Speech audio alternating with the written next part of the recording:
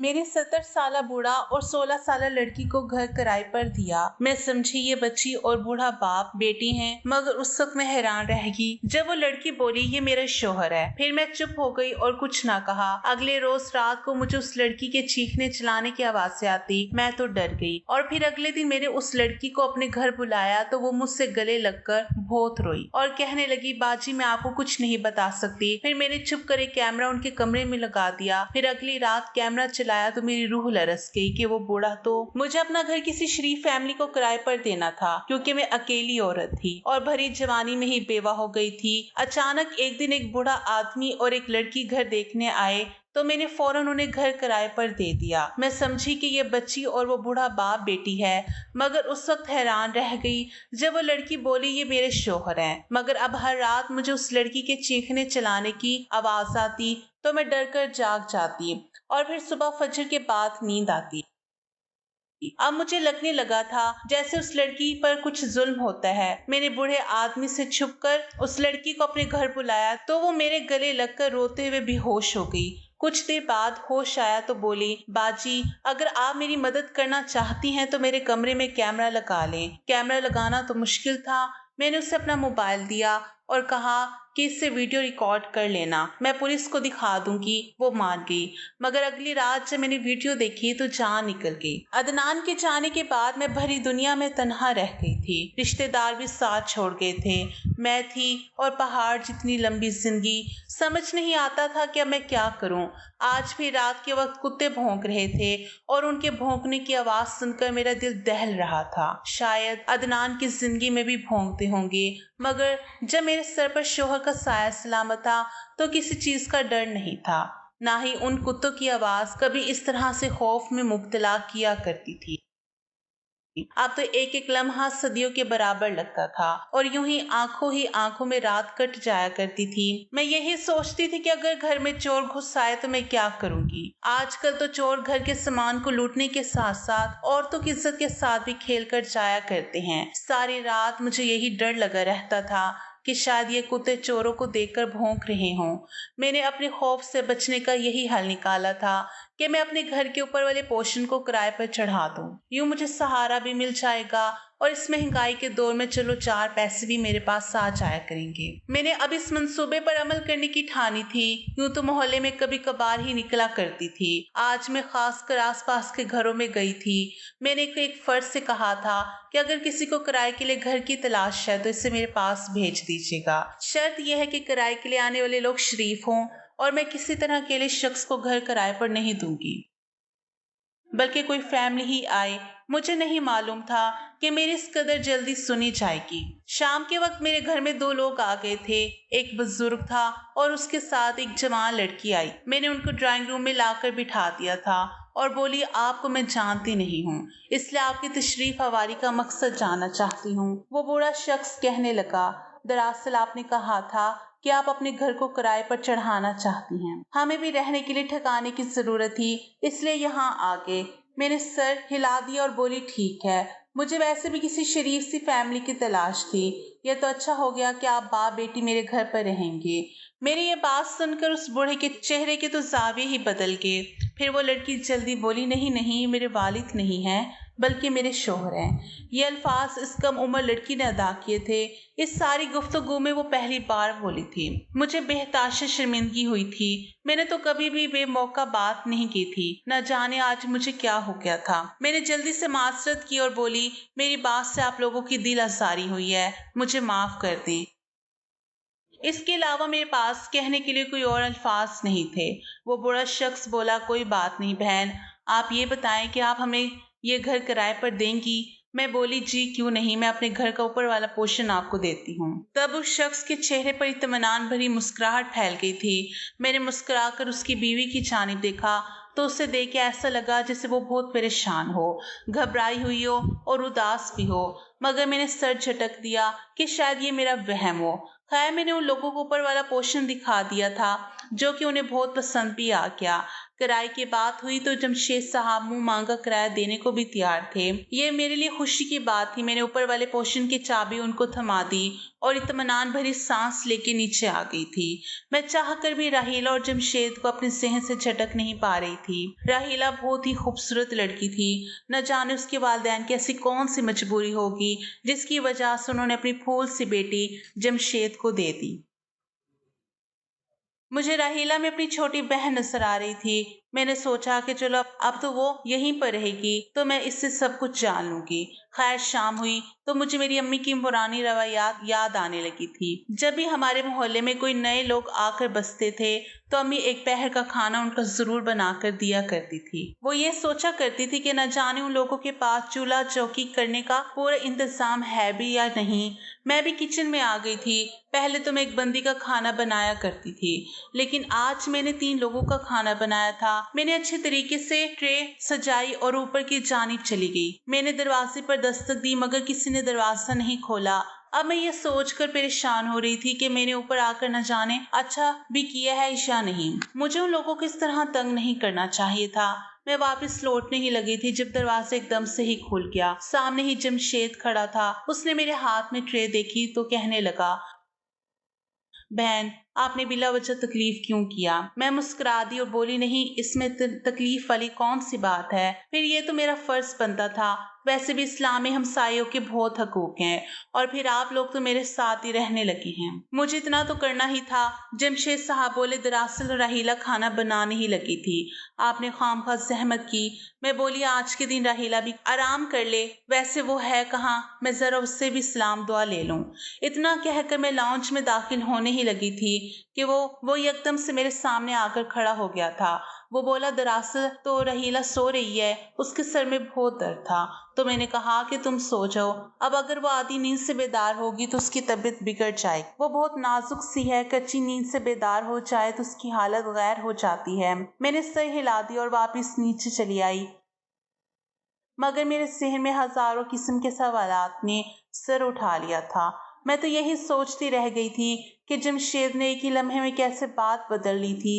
پہلے تو وہ کہہ رہا تھا کہ راہیلہ کچن میں ہے اور کھانا بنا رہی ہے، پھر فوراً سے یہ بھی کہہ دیا کہ وہ تو سو رہی ہے۔ مجھے اس بات کا احساس شدت سے ہو رہا تھا کہ دال میں کچھ نہ کچھ کالا تو ضرور ہے۔ میں اس متعلق سوچنا نہیں چاہ رہی تھی کیونکہ وہ لوگ یہاں کرائے دار کے طور پر آئے تھے۔ چلو آج کی رات کتوں کے بھونکنے کی آواز کے ڈر میں نہیں گزرے گی، پھر مجھے کسی دوسرے کے حال کا تجسس بھی نہیں کرنا چاہیے تھا۔ میں نے وضو کیا اور نماز پڑھنے لگی تھی۔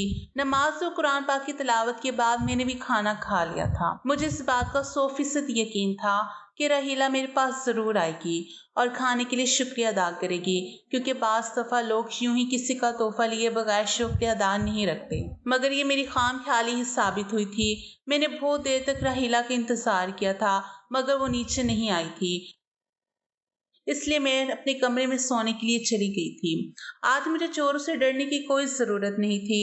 مجھے یقین تھا کہ آج کی رات میری بہت سکون سے کٹے۔ میں آرام سے سو گئی تھی مگر آدھی رات کے وقت میں ہڑبڑا کر اٹھ بیٹھی تھی۔ میں یہی سوچ رہی تھی کہ آخر میری آنکھ کیسے کھل گئی۔ تبھی میرے کانوں میں کسی لڑکی کے چیخنے کی آواز پڑی تھی۔ ایسا لگ رہا تھا کہ چیخنے والی لڑکی بہت ہی تکلیف میں مبتلا ہے۔ مجھے بے تحاشا خوف آیا تھا۔ میں شروع سے ہی اتنی ڈرپوک نہیں تھی، لیکن جب سے عدنان کا انتقال ہوا تھا مجھے تو پتے کے ہلنے سے بھی ڈر لگنے لگا تھا۔ میں نے اپنے کانوں پر ہاتھ رکھ لیا تھا، یہ آواز تھمی نہیں تھی بلکہ لمحہ لمحہ بڑھتی چلی جا رہی تھی۔ میں نے خود کو بیڈ پر گرا لیا اور کانوں پر ہاتھ رکھ کر آیت الکرسی کی تلاوت کرنے لگی تھی۔ یوں ہی کرتے کرتے پوری رات کٹ گئی تھی۔ صبح فجر کی اذان کی آواز سنائی دی، تب کہیں جا کر لڑکی کی چلانے کی آوازیں تھمی۔ میں نے اٹھ کر وضو کیا اور نماز پڑھنے لگی تھی۔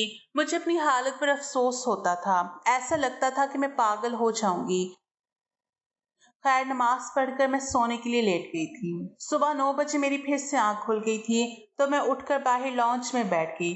تبھی مجھے جمشید نظر آیا۔ वो नीचे आ रहा था। जब उसकी नजर मुझ पर पड़ी तो बहुत घबराया हुआ लगा था। उसने मुझे सलाम किया और जल्दी से वहां से निकलकर बाहर चला गया था। शायद वो मेरे सवाल से डरकर जल्दी से बाहर निकल गया था। जमशेद की हुलियत से जाहिर हो रहा था जैसे वो ऑफिस के लिए निकला हो। मैंने उठकर अपना नाश्ता बनाया। अब तक जमशेद वापस नहीं आया था, तो इस बात की तस्दीक हो गई थी कि वाकई ही काम के सिलसिले में घर से बाहर निकला है। मैंने इस मौके को गनीमत जाना था, क्योंकि कल से मेरी राहीला के साथ एक बार भी मुलाकात नहीं हुई थी। मैं उसके साथ बैठकर बातें करना चाहती थी, उसके हालात के मुतालिक जानना चाहती थी। इसलिए मैं सीढ़ियां चढ़कर ऊपर वाले पोर्शन की जानिब आ गई थी। मैंने दरवाजा खटखटाया और इस इंतजार में खड़ी हो गई कि अभी राहीला दरवाजा खोल देगी, मगर उसने दरवाजा नहीं खोला था और ये कोई आम बात नहीं थी। वो लड़की कल से मेरे घर आई हुई थी, मगर मैंने उसकी एक झलक भी नहीं देखी थी। मैं वापस पलटने के बजाय फिर से दरवाजा खटखटाने लगी थी। तभी राहीला की घबराई हुई आवाज मुझे सुनाई दी। वो कहने लगी, नासरा बाजी, ये आप ही है ना? मैं बोली, हाँ हाँ मैं हूँ, तुम दरवाजा तो खोलो।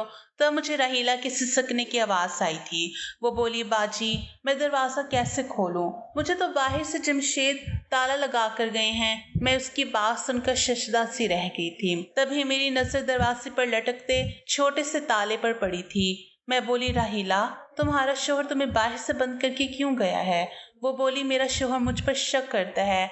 उसकी उम्र मुझसे ज्यादा है ना, तो उसे हर वक्त यही गम सताता रहता है कि मैं उसे कहीं धोखा ना दे दूं। मैं राहीला के लिए बेहद परेशान हो गई थी। मैं बोली, तुम ठीक तो हो? उसकी जख्मी सी हंसी मुझे सुनाई दी थी। वो बोली, हाँ कहने को तो मैं बिल्कुल ठीक हूँ। मेरे पास दुनिया की हर चीज़ मौजूद है, रुपया, पैसा, कपड़े, जूते। मेरा फ्रिज तरह तरह के खानों से भरा पड़ा है, मगर मैं खुश नहीं हूँ। मुझे बहुत ज़्यादा दुख हो रहा था। मैं बोली, राहीला मैं तुम्हारे लिए क्या कर सकती हूँ? मुझे बताओ, मैं तुम्हारी मदद करना चाहती हूँ। वो बोली, मेरी मदद तो मेरे सगों ने नहीं की, आप क्या करेंगी? बस आपसे इतनी सी गुजारिश है कि मेरे लिए दुआ कर दिया करें, और मुझे कुछ नहीं चाहिए। मैं बोली, क्यों नहीं? मैं वापस पलटने लगी तो राहीला बोली, बाजी नासरा आप प्लीज जमशेद को मत बताइएगा कि आप यहाँ पर आई थी या मैंने आपसे कुछ भी कहा है। मैं बोली, हाँ हाँ तुम बिल्कुल भी फिक्र मत करो, ऐसा ही होगा। मैं उसे किसी बात का जिक्र नहीं करूं। इतना कहकर मैं नीचे आ गई थी। मुझे रह रहकर राहीला के वालिदैन पर गुस्सा आ रहा था कि आखिर उन्होंने ऐसा किया ही क्यों था। उन्होंने अपनी फूल से बच्ची की शादी एक बड़ी उम्र के मर्द से क्यों कर दी, जो अपनी सारी जिंदगी इस शख्स पर करते हुए गुजार देगा। शाम हुई तो जमशेद वापस आ गया था। मुझे सलाम करके वो ऊपर चला गया था। मैं सोचने लगी कि काश ये अपनी बीवी को यूं कैद में ना रखता तो कितना अच्छा होता।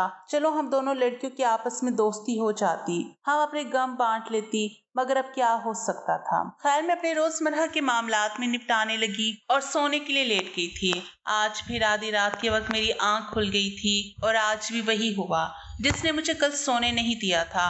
मुझे किसी लड़की के चीखने की आवाज सुनाई दी। मैंने कान लगाया तो मुझ पर यह हकीकत आश्कार हुई थी कि यह आवाज तो बहुत करीब से आ रही थी। कहाँ से आ रही है ये आवाज भला? मुझे इस चीज का सुराग हर सूरत में लगाना था। मैं अपने कमरे से बाहर आ गई तो अब चीखने की आवाज ज्यादा करीब से सुनाई दी थी। तब मुझे अंदाजा हुआ था कि ये चलाने का शोर कहीं और से नहीं बल्कि ऊपर वाले पोर्शन से आ रहा था, और चीखने वाली लड़की कोई और नहीं बल्कि राहीला है। एक लम्हे के लिए तो मैं सकते के आलम में ही आ गई थी।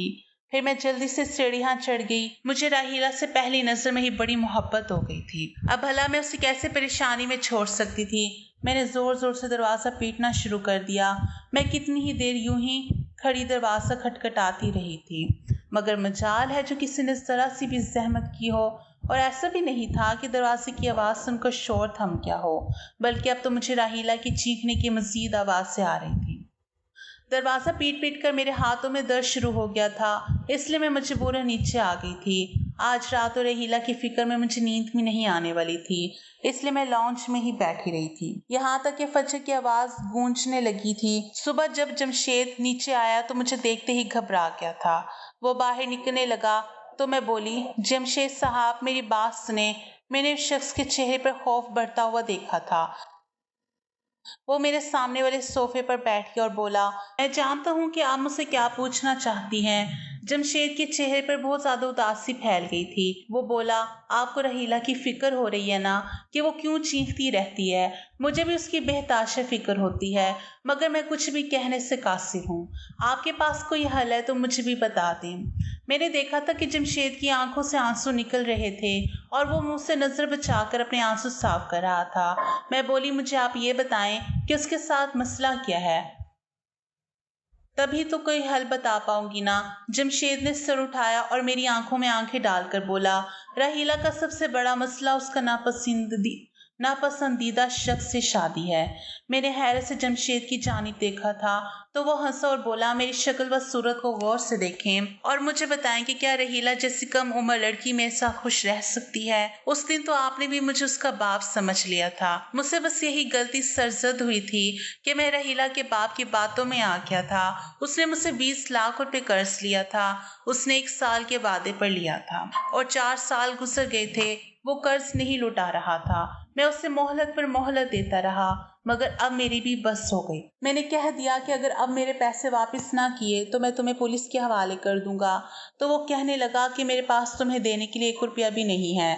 तुम यूं करो कि पैसों की ईविज मेरी बड़ी बेटी से शादी कर लो। मुझे उसकी बात नामुनासिब लगी थी। मैं बोला, तुम ये क्या कह रहे हो? उसने अपनी बेटी की तस्वीर मेरे सामने कर दी और बोला, अगर तुम इससे शादी नहीं करोगे तो मैं किसी और से पैसे लेकर इसको रुखसत कर दूंगा। दरअसल मेरी शादी बहुत कम उम्री में हुई थी। मैं फकत 22 वर्ष का था और मेरी बीवी 18 वर्ष की थी। हम दोनों एक दूसरे के संग बहुत खुश थे, मगर फिर वो औलाद पैदा करते हुए इंतकाल कर गई। ना औलाद बची और ना ही बीवी। मैंने अपनी बीवी के साथ वफा निभाई और 65 वर्ष की उम्र को पहुंच जाने के बावजूद भी दूसरी शादी नहीं की थी। मगर अब मुझे तन्हाई का एहसास बड़ी शिद्दत से होता था।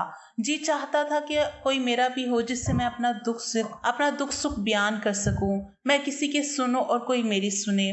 मैं रहीला के बाप की बातों में आ गया और शादी के लिए हाँ कर। शादी की रात रहीला ने मेरे मुंह पर थप्पड़ मारा और मुझ पर थूक दिया, मैं तुम्हारी कभी भी नहीं हो सकती। तुम्हें शर्म आनी चाहिए थी अपनी बेटी की उम्र की लड़की से शादी करते हुए। अब वो हर रात मुझे जिद करने के लिए चीखती चलाती है।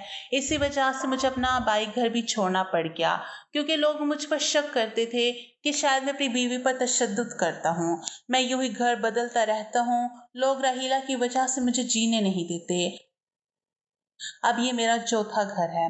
मैंने यहाँ आकर इसके आगे हाथ भी जोड़ दिए थे और बोला था कि मुझे आखिरी उम्र में यूं जलील मत करो, तुम्हें खुदा का वास्ता है, मुझे जी लेने दो। मगर वो यहाँ आकर भी अपनी हरकतों से बाज नहीं आई। लेकिन आपको एक बात बताऊं, इसमें रहीला का भी कोई कसूर नहीं है। वो ज़हनी तौर पर बीमार हो चुकी है, उसका इलाज चल रहा है, वो लोगों को जख्मी भी कर देती है, इसलिए मैं उसे बाहर से ताला लगा कर चाहता हूँ। मैं ये सब बातें सुनकर शशदा सी रह गई थी। मैंने बड़े गौर से जमशेद के चेहरे की जानिब देखा था। उसकी तरफ देखकर यही लग रहा था कि वो सच कह रहा है। तब मैं बोली, मैं आपसे एक दरख्वास्त करूं? वो बोला, जी जी आप हुक्म करें। मैं बोली, आप रहीला को बंद करके ना चाया करें। मैं उससे बात करने की कोशिश करूंगी, हो सकता है कि उसकी हालत में कुछ बेहतरी आ जाए। जमशेद परेशान हो गया था। वो बोला, आप ये सब इसलिए कह रही हैं ना क्योंकि आपने उसकी हालत नहीं देखी। जब उसे गुस्सा आता है तो वो इस कदर जुनूनी हो जाती है कि मेरे लिए भी उसे संभालना मुश्किल हो जाता है। मैं ऑफिस में होता हूँ, पीछे से वहाँ पर हमला कर देगी तो कसूरवार कौन होगा? हो सकता है कि वो आपका बहुत ज़्यादा नुकसान कर दे, इसलिए आप मुझे इस काम से माफ़ी रखें। मैं ये सब नहीं कर सकता। मैं बोली, अगर रहीला ने मुझे नुकसान पहुँचाया तो मैं आपको कसूरवार नहीं ठहराऊंगी। आप बस मेरी बात मान लें। जमशेद मेरी जानिब बड़े गौर से देखता रहा। फिर उसने अपनी जेब से चाबी निकाल कर मुझे थमा दी और बोला, आपने होशियार रहना है। जैसे ही महसूस हो कि रहीला को गुस्सा आ रहा है तो फौरन कमरे से बाहर निकल जाइएगा। मैंने सर हिला दिया तो जमशेद उठकर चला गया था और मैं यही सोच सोच कर हलकान होती जा रही थी कि आखिर सच क्या हो सकता है। ताला खोलकर मैं ऊपर वाले पोर्शन में आ गई थी। मुझे रहीला सोफे पर बैठी नजर आई थी। वो किसी गहरी सोच में गुम थी और बार बार अपने आंसू पहुंच रही थी। मैंने उसको पुकारा तो वो मुझे देखकर उछल पड़ी थी। फिर दिल पर हाथ रखकर बोली, आपने तो मेरी जान ही निकाल दी थी। मैं हंसी तो वह हैरत से बोली, आप यहाँ कैसे आ गई? आपको चाबी कैसे मिल गई? मैं बोली, बस ये तुम्हारी नासरा बाजी का कमाल है। रहीला रोने लगी थी और उठकर मेरे गले लगी। वो बोली, बाजी, मुझे बहुत अरसे से किसी ऐसे कंधे की तलाश थी जिस पर मैं सर रखकर रो सकती। रहीला, तुम्हें रोने की जरूरत नहीं है, तुम्हारी बाजी तुम्हारे पास है। मैं आज यहाँ तुमसे बहुत ही जरूरी बात पूछने आई हूँ। मुझे ये बताओ कि रात के वक्त तुम चीखने क्यों लगती हो? गो के मैंने जमशेद की बातों पर भरोसा कर लिया था, मगर मैं रहीला की तरफ की भी कहानी सुनना चाहती थी। मुझे यही था कि कहीं जमशेद ने मुझे पागल ही ना बनाया हो। वो घबरा गई थी, कहने लगी, नहीं, मैं तो नहीं चीखती, मुझे क्या जरूरत पड़ी है, मैं तो अपनी जिंदगी में बहुत खुश हूँ। जमशेद मेरा बहुत ख्याल रखते हैं। मैं उस लड़की की बातें सुनकर ही हैरान रह गई थी। उसने अचानक ही काया पलटी थी। कल तो कुछ और कह रही थी, फिर वो बोली, आप मुझे अपना पोर्शन दिखाएं, आपने उसकी कैसी सजावट की हुई है? मैं अभी अपना घर सजाना चाहती हूँ ताकि जब मेरा शोहर घर आए तो उसे ताजगी का एहसास हो। मैंने सर हिला दी और बोली, हाँ, आ जाओ। तो मैं रहीला को अपने साथ ले गई थी, मगर अभी तक उसके अजीब से रवैये के मुतालिक सोच रही थी। हम दोनों नीचे आ गए तो रहीला ने अपना बासु मेरे सामने कर दिया था। उस पर जलने का निशान था। मैं एकदम से खौफजदा हो गई थी। मैं बोली, ये क्या हुआ? तो वो कहने लगी, मैंने आपसे जो बातें की थी ना, जाने वो मेरे शोहर ने कैसे सुन ली। शायद उसने कुछ रिकॉर्डिंग के लिए लगा रखा हुआ है। वो मुझ पर बड़ी गहरी निगाह रखे हुए हैं, इसलिए मैंने ऊपर आपसे कहा था कि मैं बहुत खुश हूँ, जबकि ऐसा कुछ भी नहीं है। मेरा बूढ़ा शोहर मुझ पर बहुत तशद्दुद करता है। ये जो रात रात भर मैं चीखती रहती हूँ ना, ये बिला वजह नहीं है। आप अगर अपनी आंखों से देख लें कि मुझ पर क्या गुजरती है तो आप भी होश हो जाएंगी। आप कैमरा मंगवा कर ऊपर वाले पोर्शन में लगवा दें। मैं तो ऐसा कुछ भी नहीं कर सकती।